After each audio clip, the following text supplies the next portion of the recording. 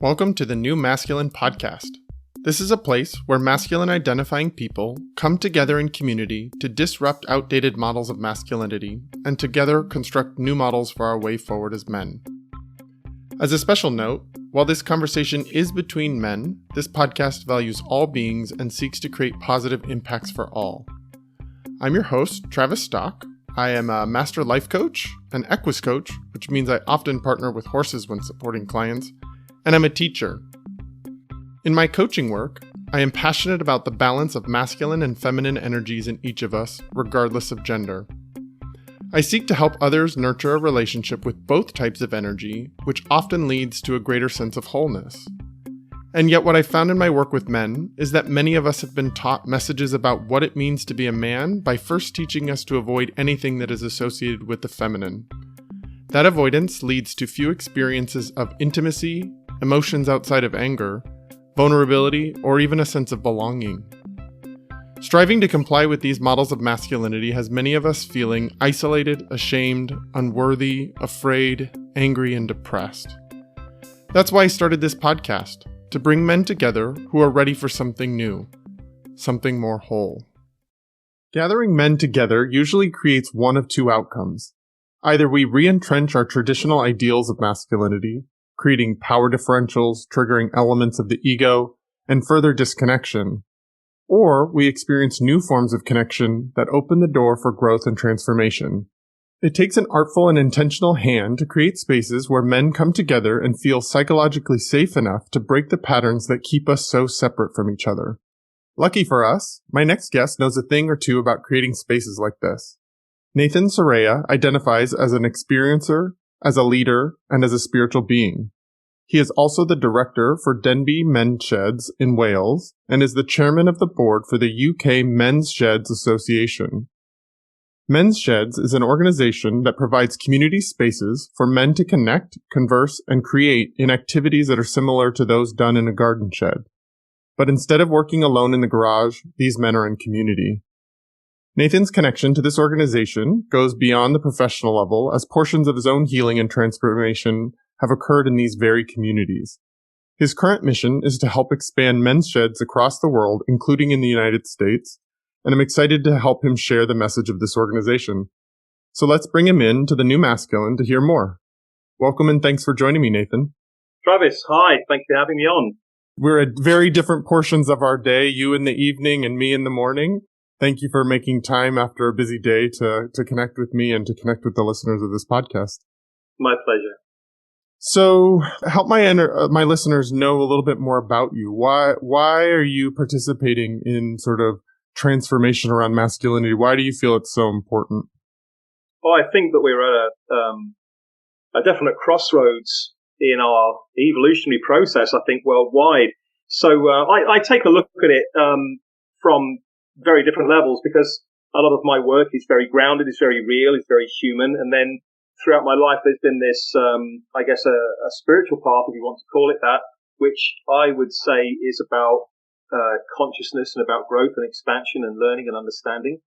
I've just turned 50, so my life is changing. I'm changing as a man, as I'm aging, which is something I thought I'd never do. Although I'm very young at heart, my body seems to be complaining more and more these days about all the kind of lengths I expected to go to do all the stuff that I want to do. I'm a very active person, very physical. I love creating, I love making. So I feel that, I've been on a really interesting journey, and maturity, I guess, and my current place in life has enabled me to look back and reflect on this path and understand that there is this incredible, it's like Steve Jobs said, I think you can never, can't connect the dots looking forward, you can only connect the dots looking back. And I'm at one of those places in my life where I've been able to look back and see all the dots connecting that's brought me to this point. Understanding more about our cultures and how they're being affected, understanding so much more about men. And obviously there's this huge male suicide epidemic worldwide, which is going largely unaddressed. And it's not slowing down, it's increasing. So, when that's there, that's a reality. You have to ask yourself, why? why is it that that's happening in all of these developed first world countries and elsewhere in the world? But definitely we can say now, it started to move up as the number one cause of death for certain age groups of men. And that is just, to me, it's unbearable that having been one of those people that's been on the edge of that and had great insight to it and looked over the edge of the abyss, I feel I love being of service to humanity, and I've always been that kind of person. So this for me is the next step now. I do feel there's great work to be done, and hence we've connected, and here I am. Yeah, I really enjoy the fact that in random ways I get to connect with other men who are just as passionate about transformation, that are have had just as many powerful personal experiences that have driven them to help create change, and to create change in areas that are challenging to create change. Masculinity and what masculinity has created in the world, in some ways has had its gifts, but in the current state of it, in the imbalance of masculinity and patriarchal systems, it's really created a lot of harm. And so I think you and I both have personal experiences, it sounds like, that have been harmful. And we're actively engaging in ways to repair that harm, not only in ourselves, but in the world around us. Yeah, absolutely. And it's, for me, it's partly conscious and partly unconscious, I guess, because if you want me to share a little bit of my own personal journey. Please. I grew up in the 1970s. I was born in 1970, at a time when the United Kingdom, or Great Britain, was still considered to be great. And it was, something to be very proud of. We had was still a great power in the world. And I think that mindset's changed over the years. But you can see how the lives of people have been drastically affected, but also how masculinity has changed. Now, I'm somebody, the listeners can't see me, but, I have a beard. I've always had long hair since about the age of 18, 19. And you'll be surprised at what kind of treatment you get, or used to get in this country, probably would still get from some quarters, just for having long hair. People immediately just consider you to be a second-class citizen, or you're an idiot, or you spend your life smoking weed. You are a hippie. You're, basically a bit of a clown. So, or in the early days, people used to just say, "You got long hair, you must be gay," and I could never quite understand why that would be an immediate, conclusion in their minds. But toxic masculinity is what we're talking about there, and I experienced it from a very young age. I had a very traumatic childhood. I've recently found myself finally come around to the conclusion that what I've struggled with all my life in terms of my mental health, I'm usually very high functioning, but there's points in my life where I have really suffered with stress and anxiety. And I now have narrowed that down to actually struggling with complex PTSD, or CPTSD as it's now known. This is something which came about from childhood abuse. My parental situation was my mother is a very severe narcissist, quite a dangerous person. My father is a kind of old school short man syndrome, angry at the world, was beaten by his own stepfather. His own father disappeared after the war, didn't want to know him, so he had this kind of chip on his shoulder that he kind of carried through his life, which is a very toxic chip, but obviously that impacted on me as well. And then my mother and father split up. My mother was having affairs. My dad was very angry, and in the past had been very violent towards other men. But on this occasion, when he found out who she was seeing, he thought he'd change his tactics and not beat the man half to death. You have to imagine this kind of Italian-looking, very short man, about 5'4" in his Cuban heels, who was a fourth dan black belt in karate and had a temper like a hair trigger. So he decided not to beat up the man who became my stepfather, who ended up being my primary abuser along with my mother. So, and it's not that this man that ended up being my stepfather was someone who was physically imposing, just, to a 7-year-old boy, someone who can overpower you and tie you down and do stuff to you, which is what was done to me.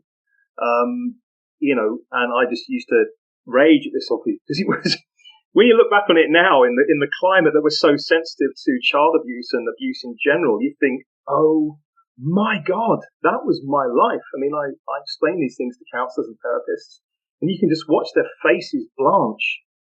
And this is just my reality. So although you know it's wrong on a fundamental level, so you then have these weird sort of patterns of masculinity. The guys that I kind of grew up with, that my dad associated with, they're kind of southeast of England, kind of not Cockneys, but Londoner, have that London accent, and they're all kind of a bit gangster. They all had very certain ways of thinking about stuff, and they talk like that. They're all like Ray Winston, the actor. Hard. You don't fall out with me, I'll smash your face in. Here, son, don't think like that, because no one will like you. There's these kind of like massive stereotypings, a lot of bigotry. My dad's an incredible man. He has as my empathic radar is a beautifully developed gift. His offense radar is incredibly well developed. He can unconsciously pick out a person from any kind of minority group within literally 25 feet, and it will just come out with something either racist, homophobic, or bigoted.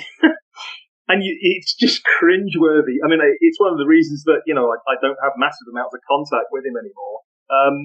I guess you have to accept people for what they are. They come from a very different generation, but that kind of thing just, I find it really hard to deal with, because I don't really see those differences in people. I certainly have no insecurities about, other men and their lives or their, let's face it, the way that most of us are is not really always a choice. It's just how we are. And so to kind of go against and attack someone or repress them or abuse them just because they're different, what does that say about you as a man or as a woman? I think that's something which we need to really be aware of. I like this. It's an interesting topic you're bringing up around this sort of like accepting people for who they are, but also having expectations, especially around where harm is done. Sounds to me, and I've heard your story before, but it's still shocking to me to hear that. And I come from a background of child welfare. I was investigating abuse and neglect for children for a long time. And it's still deeply impactful to hear those stories of children having their power taken away, having their sovereignty taken away, and being put in situations that they have no ability to navigate, other than to go into survival mechanisms of dissociation, and so that's where the pattern starts. And whilst I've done great things in my life, and I've done my bit to help the world and make it a better place than I perhaps found it. And that a lot of that has been connected to my spiritual path. That it's always a challenge when you start reflecting on what was done to you on the human level. And I'm not saying I forgive people. I'm not saying I have compassion and understand why they did it. Some people are just really unpleasant human beings, and we can explain their behaviour maybe, but why should we excuse it? Should we excuse it? Because to me, to some people, it's just, you're just property. You're just a game. You're just the thing they want to beat and take their stuff out on. And I've never been that kind of person, but you're right. So a lot of what I've struggled with, the dissociation, all these things, and it takes a lifetime of insight to understand that, and not just understand it, not just rationalize it. Because I think a lot of what happens with trauma is that you can't change it from your rational brain. You can't change it from the CBT model, because your cognitive side of this stuff is fried. So for me, getting into my spiritual path at a very young age is finding that path and reconnecting to something higher, meant for many, many years, whilst I maintained that focus of meditation and self-exploration and connecting to a greater consciousness, that for me was something which was really, really helpful. I don't know whether I could say for sure, hand on heart, that my earthly experience pushed me towards that, and that was destiny. When we get into conversations around the concepts of what was meant to happen to you and how you change your stars, I think that the jury's out on a lot of that stuff. I've been really immersed in the spiritual world. and I've also seen it just turn out to be fraudulent and false at times, or lead you to, dead ends and just silly experiences. But it's never clear cut, no matter what people think, and that journey is, well, there's no role models. I realised this, that I got into my spiritual path and realised that we had no role models, no real role models in terms of what masculinity should be. We share very similar cultures in many ways. You've got the kind of people that are obsessed with sport, and that's how they interact on a very kind of shallow level, but there's still a connection. Other people, who are you as a man? How do you make it in the world as a man? What does it mean to make it? What does it mean to be successful? You could say that my parents were both financially successful, but they did that at the cost of all kind of human connection. And really, I couldn't say that they deserve the moniker of parent. They're more like toxic individuals that have been through my life and have left scars. So it's almost like being orphaned at a very young age. And that's partly, I think, what I've struggled with in terms of, talking about the other subject of isolation. I think that how the early life has affected me has meant that I've had trouble with relationships. I've chosen wrong people to be with. I've lived alone for a lot of years, and never really found I could settle down.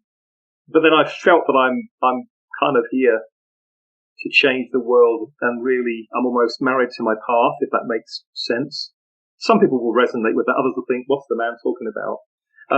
But sometimes I have realizations. I felt at a young age I would never be a parent, nor would I ever be married. And those two things have so far come to fruition. But I've had a lot of work. I've had a lot of work to do, I think, to learn and things to teach and people to help. So maybe I couldn't have done all of that if I didn't both those things. Well, it's very interesting to think about how your life is shaped by these experiences that you've been through. And something I very much believe in that I keep seeing in my work with people, whether that was through my career as a social worker or now as a coach, is that trauma is pretty much an unavoidable thing living in the human experience, living in the human world. Now we can prevent different levels of it, and hopefully very few people have to go through the kind of capital T, like big traumas that you had to navigate through your life. But trauma is something that we are all needing to work through. And I think that as it relates to our conversation around masculinity, I think there is generational trauma and generational wounding that's happened within men, and there are no skills to know how to do anything with it. As you talk about growing up being abused, but then also feeling pretty orphaned, not really having actual parents, where are the models that teach you how to navigate something that's hard, that's scary, that causes you to dissociate? Where is the part that helps put you back together? I think that's been a regular occurrence for men for generations, is we separate from our emotional selves, our vulnerability, our weakness, and we never develop the skills for how to put ourselves back together. And so we continue to stay dissociated and disconnected and isolated, because that's our sense of control and safety in the world. When we can disconnect from the emotional self, from the spiritual self that doesn't make sense, and we can just be at the level of the mind, then we can have some sort of control over the world. But as you were pointing out so effectively, was rationalizing and conceptualizing at the level of the mind only does so much. It's a pretty thin veneer on our understanding of the world.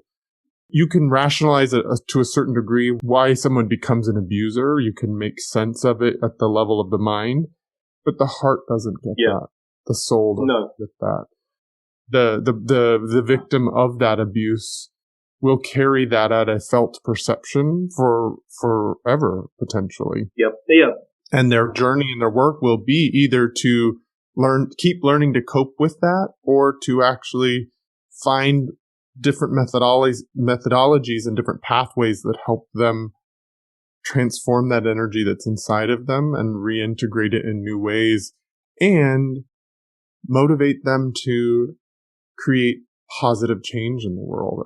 I think that's where so many healers come from, is they go on their own journey of transformation and then they learn how to share that with others. And I think I'm so grateful to have you here as a representative of an organization that's really spending time trying to help men gather some skills and learn from each other and with each other about how to put ourselves back together and create something that's more kind, that's more caring, that's less abusive, that's less dissociated. I'm so grateful that there are others that are out there doing that work, because it's what I feel married to, as you were saying, married to the path. Married to the path.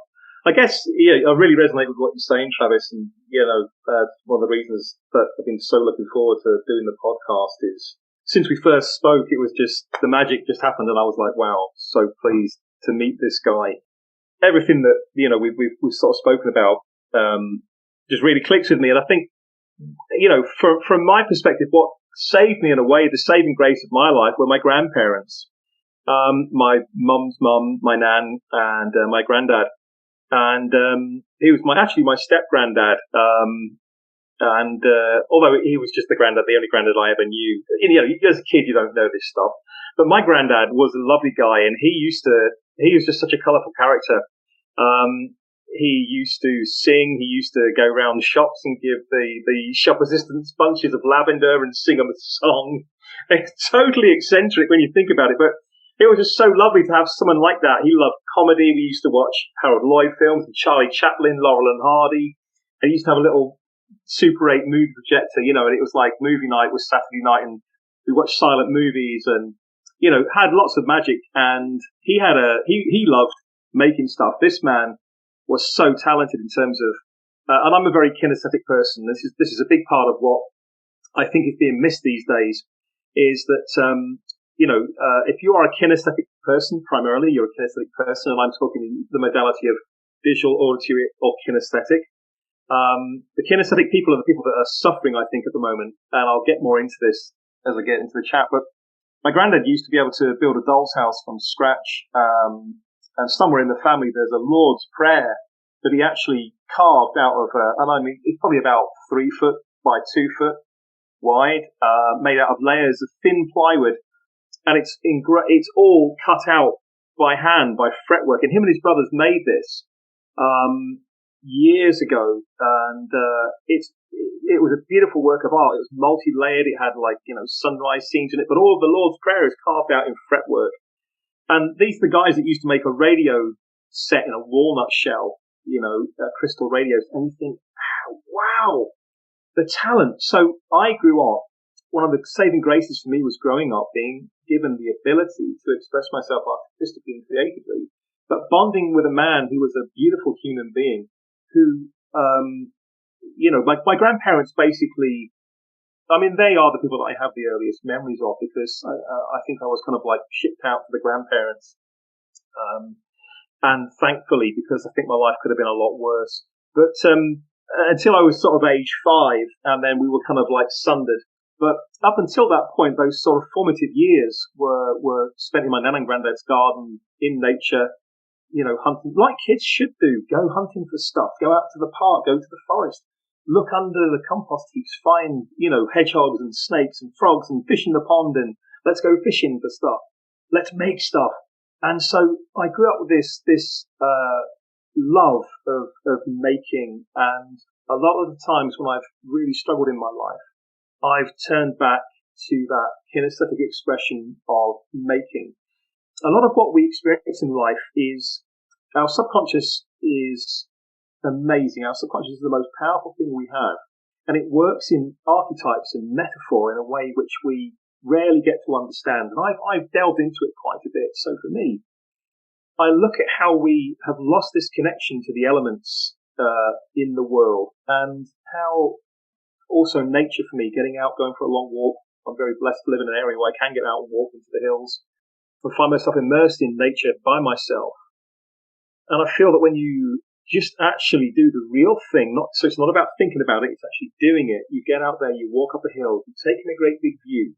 And I think subconsciously, that expansiveness allows you to shift your consciousness because you're standing in the presence of nature. You're under the sky, feet on the earth, and you're looking out at a much bigger picture than you.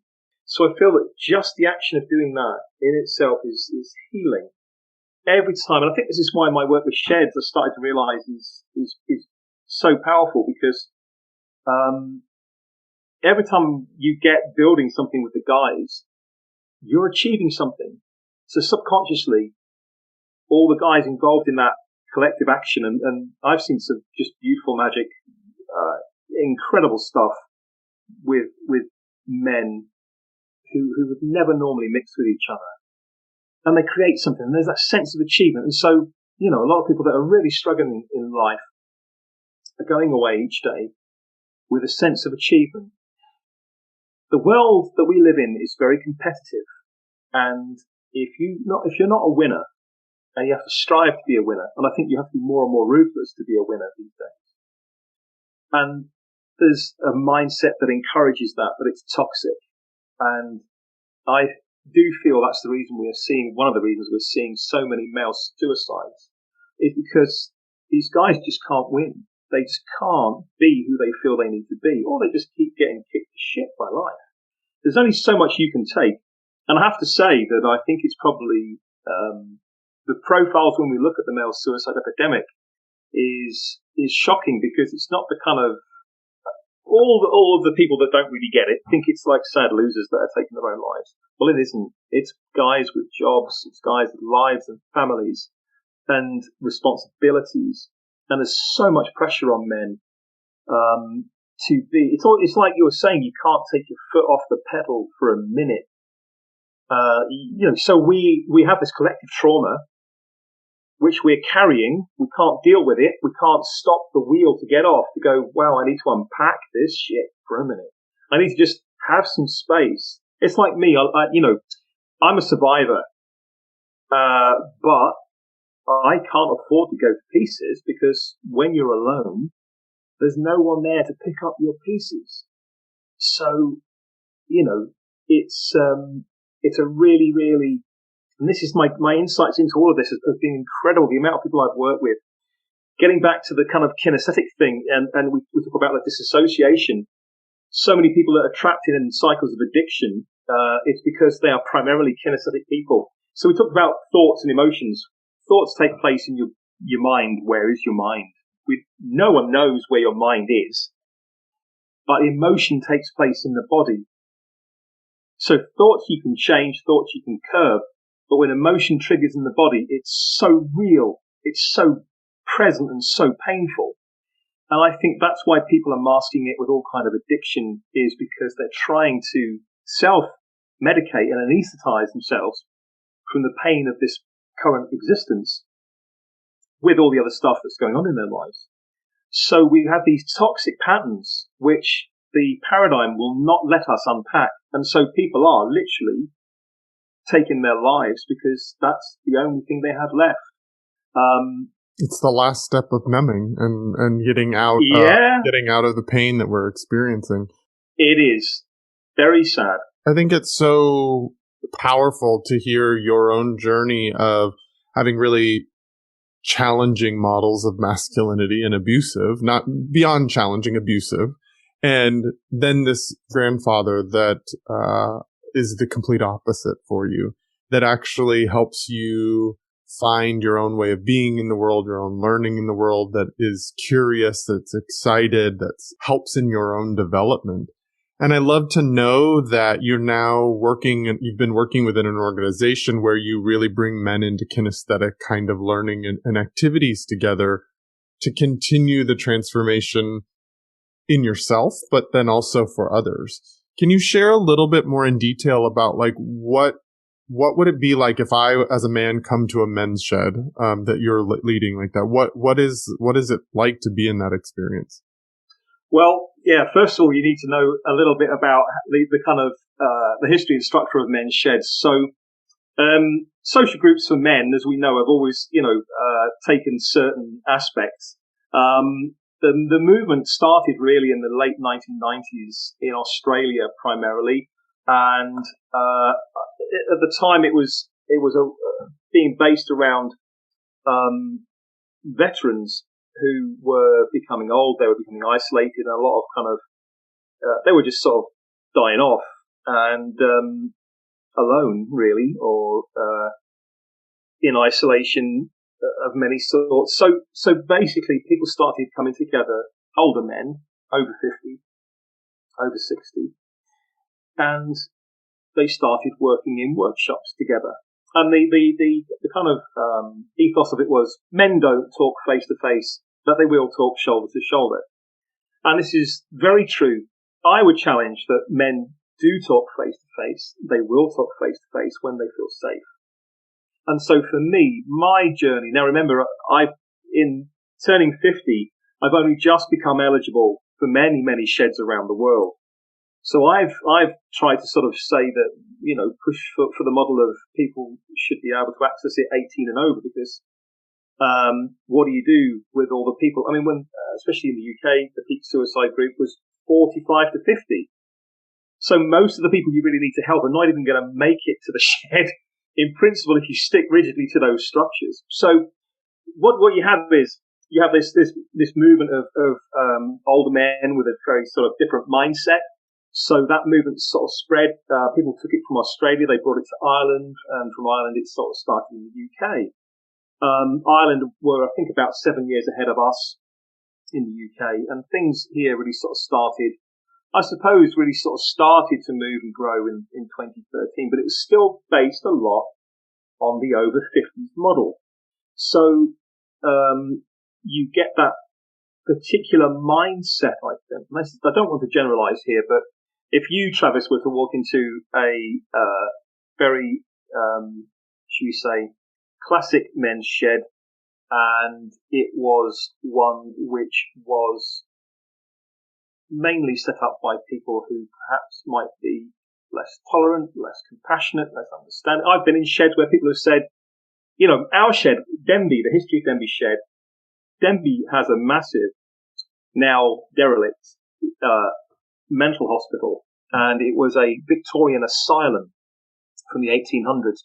Our shed is actually set in the grounds of a house which was built by one of the original physicians. So the whole town of Denby has always had this history. It employed nearly everyone in the town, or their relations, or they were all in there. So you were either like, kin to patients, or you were kin to the staff. But it was such a vast facility, an incredible Gothic looking building. It's so imposing. I've come up to the gates a few times, and you walk up to some places and it just goes, "Get out!" It's like a movie. No, it literally is. It's unbelievable. A load of people I know have been in there, and people, loads of kids used to go in there and do urban exploring. But to me, the energy of the place, wow. As an empath, there's no way I would step foot. It's bad enough, being in the sort of vicinity of it. I can feel the energy from the place, and particularly at night. It's like, wow, this is off the scale. So good luck if you buy a flat when they redevelop that place. But because the whole town was set up around mental health and rehabilitation, I think the general environment is that people were less judgmental, and so we, as a shed, when I joined them sort of 6 months in, and things really took off. We really sort of found our mission and our purpose. It was to be the friendly shed, and our motto was meet the friends you never knew you had. And we set a precedent that, because everyone that was involved in it had come from some kind of mental health background, that there was going to be a really, really open discussion around mental health, a really positive culture. It was open, it was friendly, it was inclusive. And so we sort of set that benchmark for an inclusive shed. And so if you were to come to my shed, for example, people would just love to meet you. They'd just love to listen to your voice. They'd love to know you, know who you are. Other places would be very different. Every shed is individual. Every shed has its own kind of culture. And as we're going along and we're becoming more engaged with the outside world as a movement, and this is from the kind of UKMSA perspective, from the National Association perspective, the more that we kind of have an online presence, the more that we're having a challenge with, should we say, some outmoded and outdated mindsets, which can bring us into conflict areas. And so it's not that people are necessarily bigoted, racist, or homophobic. It's just that I think attitudes, it'd be like expecting, my dad to be a part of the shed and him to be okay and get it right every time when there's turns of phrase which are completely outmoded. Those of us that are sensitive to these things would just, you cringe and go, oh my God, we would never, ever use that turn of phrase. So I suppose in a way we're trying to, in a strange way, there's this kind of education of an older generation who are very resistant. I've been to other sheds where they've said, and my point was with the Denby thing, people have said to me, how many of these mental disabled people have you got in your shed compared to normal people? Oh, wow. And I'm like, but because I was in his shed with everyone looking at me, I just said, are you asking me how many members I have in my shed? Because I can't see the distinction. So for me, I was shocked. That's the kind of dinosaur attitude that I think is very toxic. This guy was quite aggressive. And it was just like, you're more like a clinic than a men's shed. And I said, well, then we should be available on prescription because everyone at our place is smiling. and it's just like, wow, I'm never going to come to a party at your place, dude. You are really, really unhappy. So, it's just beautiful to see because people with mental health conditions, even the most kind of severe conditions, when you don't judge and you don't notice it, be mindful of it, but just accept them. Those people can just, the worst thing that can be done to people is to be made to feel like you are a thing. That you can't do that because you are a mental health person. It's like, no, they're a human being. Yes, be mindful of, you wouldn't just say to someone, yeah, just go and play with the chop saw, which of course we have, risk assessments and safety procedures in place. But at the same time, we wouldn't restrict those people. We wouldn't judge them and put them in a box because that's the cruelest thing you can ever do. The greatest transformations, and we've been lucky to work with people from all kinds of neurodiverse backgrounds and experiences and give them and help them change and transform because you just didn't judge, you just loved and nurtured them in the best way and then allowed them to express themselves. And you see, people that would never thrive normally will shift. You just don't know what the magic point in that person's life in terms of if you hold the space and you allow them to be themselves and empower them, you can never, ever, ever second guess it. And I've seen it happen so many times. So this is this sort of X factor thing that happens in sheds. They're so effective in terms of what they can do for men. And this is something which happens on many, many different levels.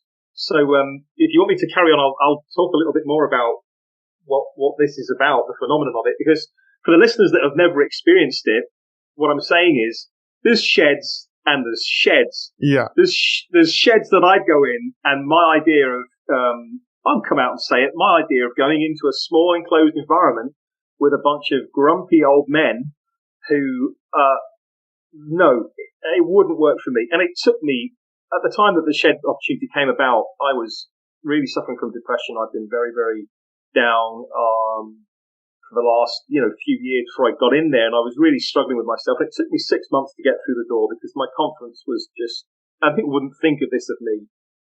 But to go from being in that place of being depressed and suicidal and feeling like I had no point on the planet anymore, but like I was a spent force, to a few years later being the chairman of the National Association and having created Shedfest, having created a national event, a local event that's now the national signature event, all these things, all these insights, and all my work around, groups of men, people in recovery, substance misuse recovery, mental health recovery, and just, I think, recovering from this toxic society that we live in, it's given me so many insights, but it's all so beautifully interlinked. And I think it's just, men suffer from particular And I'm not talking about, general mental health conditions, the sort of 6 major conditions. I feel that men, when they're in the different phases of their life, or their life has been changed by illness or bereavement or redundancy, men really suffer when they don't have a direction. Men really suffer when they feel they have no worth. And I've been there, but I've also worked with lots of men that have come along to the same, conclusions and same feeling. I feel that the masculine energy is dynamic. It needs a purpose. It needs to be channeled into something. And when you feel you can't do that, you start to doubt your reason for living. If you also are isolated, it compounds it because you have nobody that positively reinforces your reason to be. So why sheds are so great. Anybody coming to a shed is going to. We've done surveys on it. It's, in terms of effectiveness, it's reckoned that it's about 75% effective at treating anxiety, 82% effective at treating depression. People that come are 70% happier. They're certainly I think it's about 23 times less lonely. So there's all these beautiful little social things that happen, and it's not rocket science. It's not even set up to heal men's mental health and well-being, but it just does. And this is what we sort of call this X factor. We're trying to sort of, my friend Dan came up with the term Shedderson. So we've got this hashtag Shedderson thing that we're about to kind of launch. And we said, what is the X factor? Well, the X factor really, it's not all about some kind of cognitive shift. It's just this X factor that happens, this subconscious shift. And it's the effect on that person's being. That's what you're doing. Men coming together, they won't talk face to face. If you put them all in a room and say, right, guys, there's 10 of you here, talk about your problems. I'll come back between yourselves, talk about your problems, and I'll come back in, half an hour and see how you're getting on. You'll come back into that room within half an hour, and there'll be a lot of people looking at the floor. Some will be talking about sport, but some will have also left. So, but the difference is if you give them something to do, so if you put a third thing into the mix to say, guys, here's this vintage motorbike. It will not start. Can you please have a look at it and tell me what's wrong with it? And I'll come back in half an hour and see how you've got on. You'll come back and there'll be 6 conversations happening somewhere. There'll be a few guys working on the bike. There'll be people talking in the corner. It works because they have something that they're engaged in. There's a third space. As we know from growing up, the law of the playground in school, the strongest boys, the bullies, someone gets in your face-to-face connection with a man is generally meaning violence. Confrontational and violence, yeah. Confrontational. So there's deep, and it's so wrong because that's not the reality of it. Because from my point of view, I've been lucky enough to watch big groups at work. My shed, we build stuff, we make things, big stuff, get on and build things. And there's lovely days when I've just sort of sat back and after going to the International Loneliness Conference in London and listening to people talk about technology being a double-edged sword, which it really is proven to be now, and how people are just so, dissociated and they're stuck in their phones. When you go to a big city like London, everywhere you go, people are just in their phones. In the restaurant, they're in their phone. Couples in a restaurant in their phone. You go to a shed. I looked on just one lovely day when everyone was working together. There was not one person on a phone. And I'm talking a group of like sort of 50-something people, and everybody's happy, engaged. They're laughing, they're chatting, they're building stuff and making stuff. They're in the gardens. They're just engaged. And that's why it's so good for people because, we live in a very lonely society, a very alienating society. So to me, if you can open the paradigm to younger men, they get to have this beautiful intergenerational interaction with older guys who've got real skill because we're losing those skills. We're losing the skill to make stuff, to build stuff. There's men out there who are fantastic engineers. They are incredible guys to work with. Their knowledge is brilliant. Men's stories, the lives they've lived. So many young men have not got father figures. Now, this is I don't care if people think it's a generalization. Look at the statistics. The single parent statistics in the UK and the USA are horrendous. Young men are failing everywhere because we do not have good role models. And also, what are they meant to hope for? What are they meant to aspire to? I love this concept that you're talking about of sort of like the knowledge that can be passed between generations.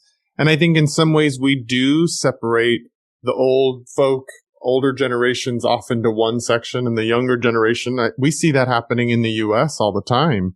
And when you put them together, you get to sort of encourage the sort of archetype of the elder, the older generations that hold the wisdom, that have practiced things, that hold longer term information. But you also get the information to be passed the other direction. The younger generation gets to help the older generation evolve and be more inclusive and shift their languaging. I love that concept of being able to put men together from different generations because the growth happens in both directions, or it can. Absolutely. If set up correctly. If set up correctly, and I think it's just about being mindful. The pressure on a person to be a leader in that sense is quite immense because you've really got to learn a lot of stuff. Now, I'm used to presenting in groups. I'll tell you a quick story that kind of illustrates this is, the younger generation, I really do feel, I have a lot of compassion for them because I feel, guys, girls, what have you been shown? What is the world? We had stuff to aspire to. We hungered for knowledge in my generation. And I feel that's been lost. So there's a lot of general knowledge that younger people just don't have access to because what they're fed is mostly, the wrong thing. And also all the kinesthetic ones, modern education is all visual read-write biased. So all the kinesthetic kids, who are quite a lot of people, usually start to get disenfranchised. They need to move. They need to make stuff. So here's a story for you. Now, at one point in my life, I've been involved in welfare to work. So this was helping, groups of people back to work, unemployed kids. So, this would be the 18 to 25-year-old group. I'll give you a specific story. So they used to rank these people in the sort of sector. People were ranked into a red, amber, green traffic light system. So the green people were good to go. You could sub them to jobs. You would really support those people. They were an easy win because it's all about payment by outcomes. Okay. So the more people you get into jobs, your company gets paid. So you push. So when you're facilitating a room, now you're talking about a mindset of young people that have probably been failed in school. They suffer with dyslexia, dyspraxia, Erlin syndrome, all kinds of conditions. So the more amber and red young people were more of a challenge. And one company I worked for, I finally got to work in a place where these were like the feral kids. And just these kids, you've got to laugh because they were fantastic. And they weren't bad people. It's like people aren't born evil. But when you listen to their life stories, you just think, how would you ever have a chance? Right. Compared to them, I've lived a privileged life. In spite of all the abuse, in spite of the kind of damage that was done to me, but I'd still say I'd lived a relatively privileged life compared to the lives of these young people. So it was lovely to be able to give something back. And in fact, once they got to know me, they knew that I was just a really okay person. And even the most, one of the lads, he was actually from a Liverpool gang and served, prison for a lot of years from a very young age. But he was an amazing kid. But he's one of the only kids that's ever terrified me because he was about 6'2" and about 20 stone. And he was the real deal. He was still dealing drugs when he was on the project. He'd been forced to come on the project. He kind of wanted to be part of the solution, but he was still part of the problem. Anyway, so they couldn't keep a member of staff in this room because these kids were just wild. They wouldn't do any work. They wouldn't focus because they were totally being mismatched. And I went in there one day, and there was this supply tutor who was, by trade, she was a primary school teacher, and she was standing on a chair, and she's holding a register away from these gang kids who are threatening her. And I'm probably going to cuss a little bit. They're like, give us the fucking register, because they wanted to sign themselves in and sign themselves out, so they could just walk out and make out they've been in all day. And then she was crying. And I was like, hey, come on, guys, what are you doing? get away from her, step back. What are you doing? And they're like, oh, Nate, we're just having a laugh, you know. And I'm like, it's not funny. You made the woman cry. So she left, and then what it is, they said a little gang of them came into me in my office and said, listen, Nate, it's like, I'll do this. This is like, you know, their sort of part Scouse or accent. They were like, listen, Nate, we're going to chew off and spit out every shooter they send in until we get you, because you're sound, you are, mate. And I was like this. Oh man, I was like, guys, and they're like, we're just going to do it. And in the end, my manager came to me and she said, they want you. Can you go in and do this? And I was like, Jesus Christ, really? Anyway, so I went into the room, and yeah, it's like bedlam. They're all messing around. Everyone's listening to different music. And this company was saying, make them take the hoods down, make them take the hats off. And you think, why? Why? Why is the first thing you're going to do to these young people is to take away any sense of safety or security or identity they have? So I turned around to them and said, right, we've got to get through this. So put all this bullshit aside. You can listen to your music, but we all have to agree on there's only one source of music. You can listen to it at a certain time. We're going to start the day. We're not even going to start the day till gone 11 o'clock, because it's pointless, because half of you don't turn up at 9 o'clock, and you're certainly in no mood to learn. So I started doing just really different interactions with them. And first of all, I got to know who they were as people. I'm like, let's have a chat. Who are you? And of course, this was like, someone's taken an interest in me. It's a game changer, just asking one question and have a genuine curiosity about someone. Yeah, and then saying, what would you like to learn? What are your barriers? And then really getting some heartfelt conversations with these kids. And the big kid, I mean, he was a real, came from a real gangland background and had been shot, had been stabbed, had his friend's head blown off all over him. The kid had seen some horrible shit. Came from a very tough background, and you sort of look at his family and go, well, how is he going to ever be okay? Got into doing drugs at a very young age. Next thing, he was criminalized. He used to love stealing cars, boosting cars. That was his thing. But he was a really insightful kind of guy as well. And that's what I loved about him, because I could see this beauty in him. And I was like, wow, when you walk into a room, these kids get you and they respect you. So you are the ideal person. You should be working as a youth worker. You should be helping these kids turn their lives around by telling them that, this is what happens when you go down this path, and you've been down this path. You've got the scars to prove it. And this is not the way. There's only death or more incarceration at the end of this path. So, to help him turn his and it was nice to be around him when it all kind of fell apart for him. And he just sort of came to me and said, I'm ready to change. Help me. And I did. And it was great, because I said to him, right, think about a business that you want to run. How are you going to do this? How are you going to help these kids? And I want you to come up with a presentation, and in 3 days you're going to get up and you're going to do it in front of the whole group. And he got up and told his story in front of this class of feral kids. And I tell you what, Travis, you could have heard a pin drop. There was no interruptions. No one's on the phone. No one's going, making any noises, being Larry. It was absolute silence and respect. And he just poured his heart out and just said, I don't care who you are and how strong you think you are, how hard you think you are. When that cell door shuts and you're just there, just you by yourself with your own thoughts and your fears, you've really got to be somebody to survive it, because year in, year out, that's going to crush you. And I remember looking round and telling him, when he told the story about his friend being murdered as a gang reprisal outside of a prison. Now, we don't really hear this kind of thing publicised, but there was somebody who'd sneaked a mobile phone into the prison. They called in a hit on them from a rival gang, and his friend was shot in front of him, all over him, basically. And when he told this story, now, we associate more toxic gang culture with the United States, but it is here. It is, Liverpool, where it was, that's not more than 40 miles away from me. So people's realities are very different, but him telling that story, and I just held the space with him and just looked around the room, and my manager was crying. members of staff were well enough, and it's, you know, the kids in the room, it was stunning what he did. Stunning.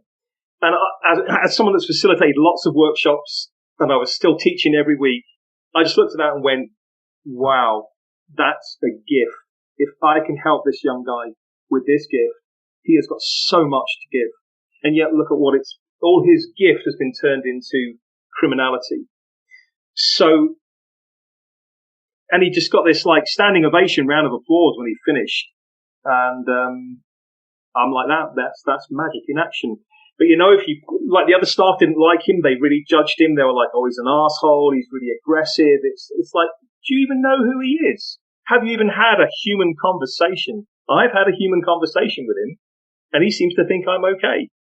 So anyway, I had to go back to my regular job, and my manager sent in an older guy who was a former headmaster for a school. And he came in and he sort of asked me, and he wanted me to show all the stuff I was showing him all this interpersonal stuff I was doing with him, all this, you know, personal development stuff and goal setting and working on their strengths. And he was like, oh yes, I understand it. It's fantastic. It's great. Yes, love it. And he, he went into that room, and within half an hour, there was uproar, and they all come out going, get your hands off me, don't touch me, you F this, F that, and a riot had started. And I was like, my God, guys, what's going on? They're like, Nate, straight up, get him out of that room, we're going to kill him. And he came out to see me, and he's like, I don't know what I've done wrong, but can you help me out? And I'm like, what have you done? What's going on? He says, well, apparently they really like you, but they hate me. And I said, what have you done? How is this all triggered? I said, okay, just, who are they? He said, what do you mean? I said, who are they? Who are they? And he looked at a loss, and I said, have you even asked them who they are? Oh, no. I said, what did you do when you went in the room? Oh, well, I went in and I told that one to turn the music up. I told that one to put their hood down. That one to stop looking on Facebook. This one to do this. And I was like, wow. So you went in there and you totally tried to lay the law down to a bunch of kids who would kick the shit out of you in an instant, and they wouldn't care. Because someone said one group had made this lovely model of a bridge. And they said, oh, maybe we can get him to get the kids to build one of these bridges. I said, you know, a better idea would be to give that bridge that the other group built to this lot, let them set light to it, smash it up and throw it out the window. That'll entertain them for about an hour. And people thought I was joking. I was like, no, you've got to know who they are. You know, they're actually really nice kids. It's just that no one's actually bothered with them. So don't go in there like every authority figure that lays down the law that said, and because one of them said, you know, he said, oh, turn that music off. And this guy said to him, listen, mate. And he was like, I'm not your mate. And I was like, oh, you broke rapport. You already lost it right there. You lost it. I was like, that's where you lost it. So I said, you're lucky that you still got your wallet, your watch, your phone, and probably your trousers. So, you know, I managed to quell the riot. I just said to him, you need to go back in there and you need to change your attitude. They are fine. Because remember, when I had them actually working, when we got on, my manager walked into the room one day and it's quiet. They're working away. You know, for a kid that struggled with dyslexia and was really sort of like pushed out of school, why would you give them a workbook? Because you're totally mismatching them. Immediately you're breaking rapport. And so what I found is that what these kids really gravitated to was physical provision. And I've proven this model time and time again, that the ones that are really struggling with the modern world are generally kinesthetic learners, and they are underrepresented. They are being discriminated against because a kinesthetic learner doesn't just learn by doing things hands-on. It's how you process reality. It's how you heal. So it's how you move emotion. So these kids, you try and fix them in one place. You've got to, you know, and this is the same for all. It doesn't matter if they're young or older. You've got to get people to move and physically process and physically like cutting up a bunch of wood. So the kids I've worked with that have been most disaffected, and particularly on the neurodiverse spectrum, have found that one brilliant way to really engage them and empower them is to do a load of kinesthetic work stuff first. And then you'll find they'll actually work with you therapeutically. So there's so many great things that we could be doing for people. It's not rocket science, folks. It's just, it needs proper facilitation. It needs people that are switched on to do it. I can only achieve what I've done because of my own journey, my insights, and also my intuition into, all these experiences coming forward into working in the shed environment. So these community spaces, I mean, our shed we call it a men's shed, but we're a mixed shed. We don't turn away female members. And this was another thing, an older guy sort of challenged me on this idea of, well, what would you do if a transgender person came to your shed? And because I have friends who are transgender people, I have to say, people try and shut me down about this subject. I know it's a difficult subject for a lot of people, but I'm going to keep having this conversation. I have personal friends, people I know that have gone through transitions. And until you have someone that you really know, don't judge. Don't judge them. Don't judge them for their journey. Don't judge them for what they have to do. Because you wouldn't want to be, as far as I'm concerned, in my insight, the trauma that they go through. And, their journey is something we should have compassion for. It's, people lose their lives over this. They lose their jobs. They lose their families. You're telling me that's an easy decision? If you feel you're born in the wrong body, I couldn't imagine anything worse.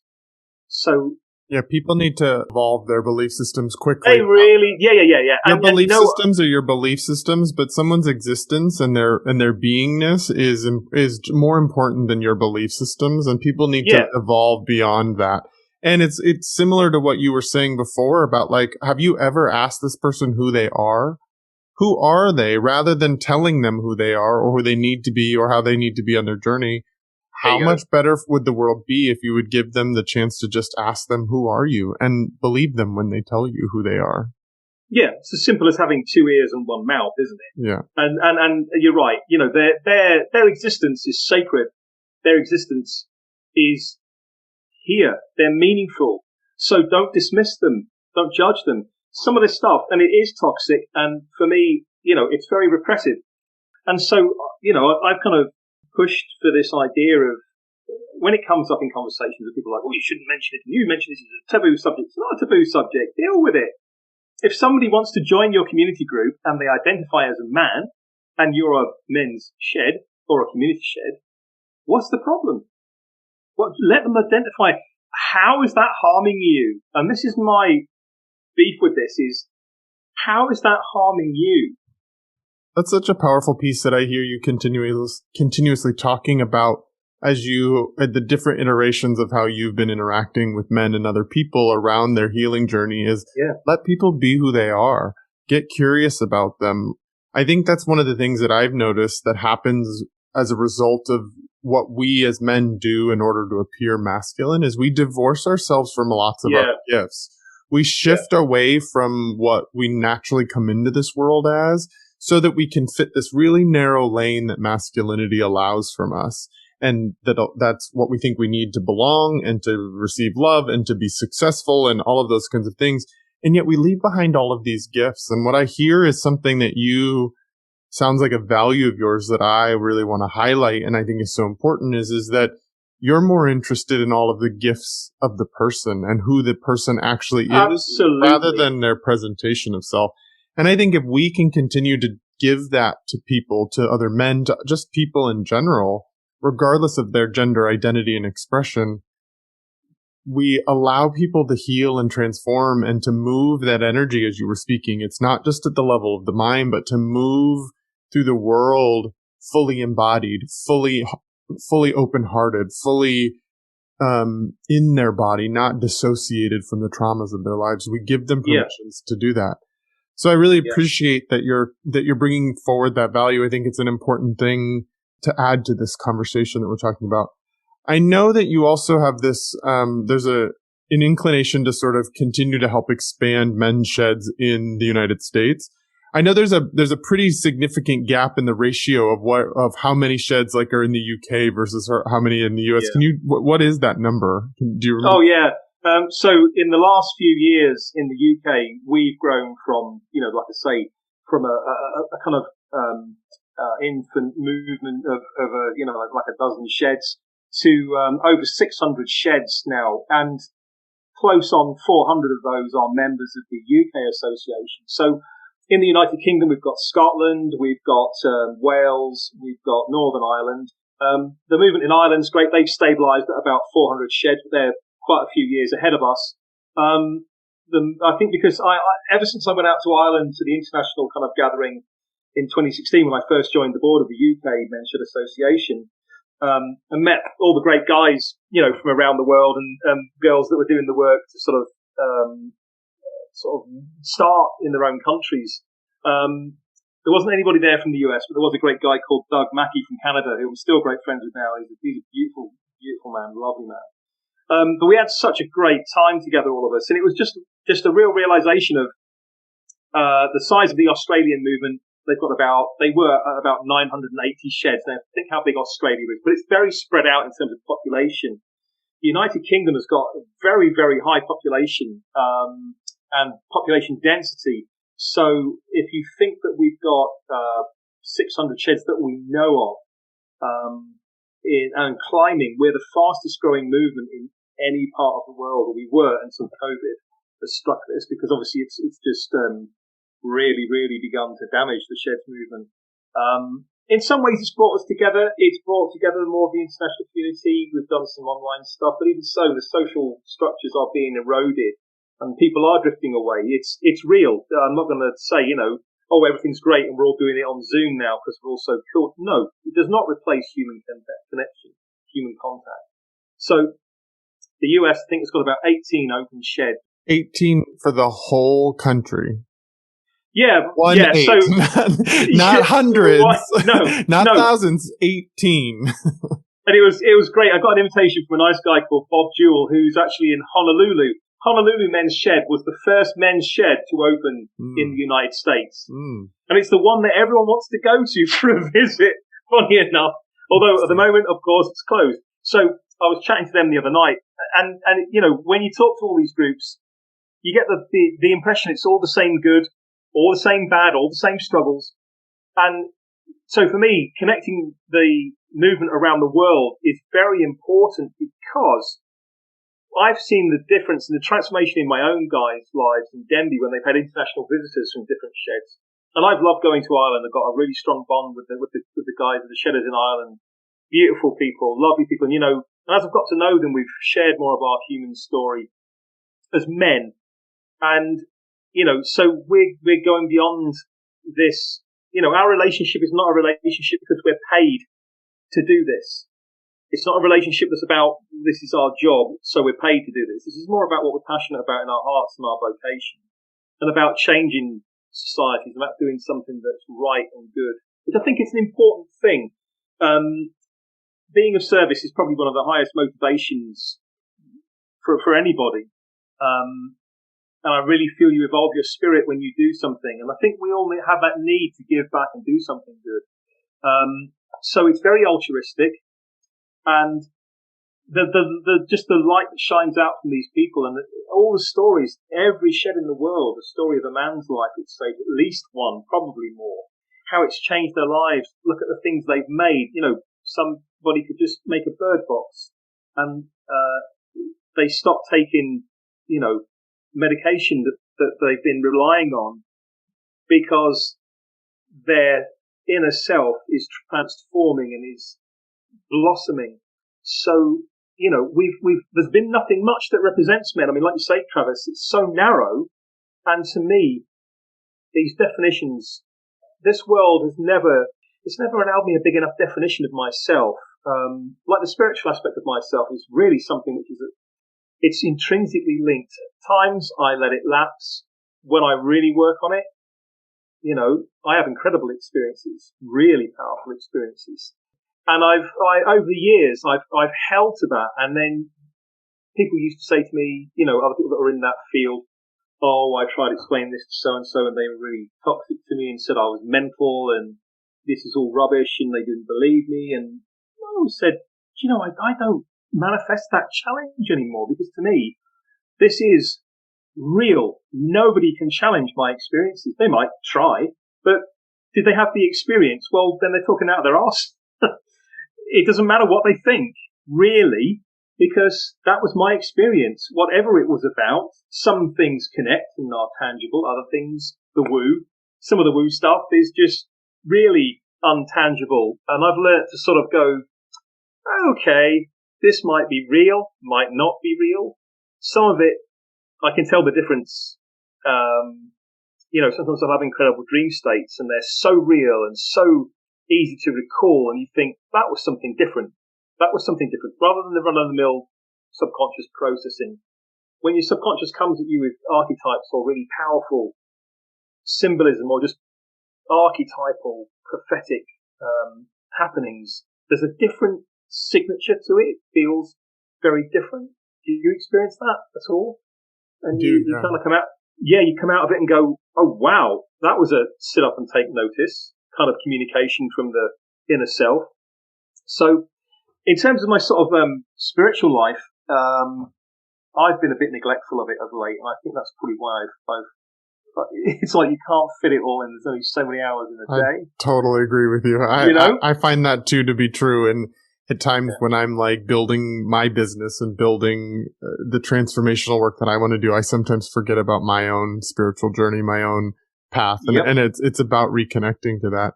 I'm so grateful that we've had this opportunity to really talk about your own journey, how that's led you to being of service of other men and creating spaces where men feel psychologically safe enough to talk to each other face to face or shoulder to shoulder, whichever is needed in that moment, to find themselves, to reclaim connection so that they're not so isolated and not so disconnected in ways that, when pushed to their edges, create mental health challenges, that create suicidal ideations, that create an epidemic of men's suicide across the world. So I really appreciate that you've taken the time to share your message and share the message of the organization that you sort of have been a part of supporting for a long time. If people wanted to find out more information about Men's Shed and then also about you and the work that you're doing in the world, how might they do that? Yeah, sure. I'm just putting a new website together. By the time this goes to air, it should be done, fingers crossed. And that will be www.nathansarea.com. So you can check me out there. Anybody that wants to get in touch, email me at nathansarea@gmail.com. I will be transitioning into more, I think, work in terms of getting back to my sort of coaching work and my therapy work, particularly along the lines of helping people through their kind of this current trauma space that we seem to be in. I think there's a global trauma going on currently and has been for some time. So everything that I will be working with in terms of working with individuals and groups will be working to move into that space where people can live more fulfilled and better lives and actually have the real experience of it. Like we were saying, I really missed that kind of, I used to love running retreats. I used to love running workshops. I taught every week of my life through the local college here for 18 and a half years. I was one of the first people to ever run a personal development class. It's in your blood then, huh? Yeah, absolutely. Oh, absolutely. And, at that point, everything that I'd experienced up to that point fed into that of me then giving it back to people, because you could access the college for free. If you were on a low income, you could get it for free, or pay. And I thought that was my way of giving it back to the collective. But when you think that I ran that in 1998, I was kind of ahead of the times in what I was doing there. So for me now, it's about the next phase of work. And so if people are interested, please get in touch. I'm really excited to see what you create, and I'll be checking out your website just to see what you're having to offer. Yeah. I know also people may be really interested in finding out about Men's Shed, and you can go to www.menssheds.org.uk. I'm going to put some links to that in the show notes for our episode so that people can easily find that. You can also Google Men's Sheds. I was able to easily really find that. And you can find the U.S. contingencies that are around here. Yep. I think when it comes to the U.S., the whole thing is that, you've got states that are as large as some countries. So there's going to be a different structure. Anything that we can do to support the movement in the states, I'll be definitely helping out where I can. And partly that's about, we've got a little campaign that we're going to launch, which is the hashtag Shedderson campaign. And this is not just aimed at shedders, but it's about reminding people of, some of us just really get that love of being in the shed and making stuff, but also it's a rallying cry because at the moment sheds are beleaguered with this COVID thing. And it's like you cannot just commit these beautiful spaces for men to the history books. Guys, there's nothing replacing this. No government, no statutory body is looking out for your mental health or well-being. Be warned. So we need to make sure that we grow these spaces, that we nurture them in the right way so that every man that needs one can get access to a shed and have a positive community around him, because I think that we're the only people that are going to save us. Amen. And I really wanted to get that message. Amen. So that's why Thank you. It's lovely to connect with you, Travis, because, we're doing the same work and I really resonate with where you're coming from. So it's been a privilege and a pleasure. Yeah, it's been lovely to connect with you. Thank you for taking the time to share about yourself and this organization. If people want to connect with me, you can go to my website at travisstock.com. You can email me directly at travisstock03@gmail.com. Or you can find me on Instagram at traver03.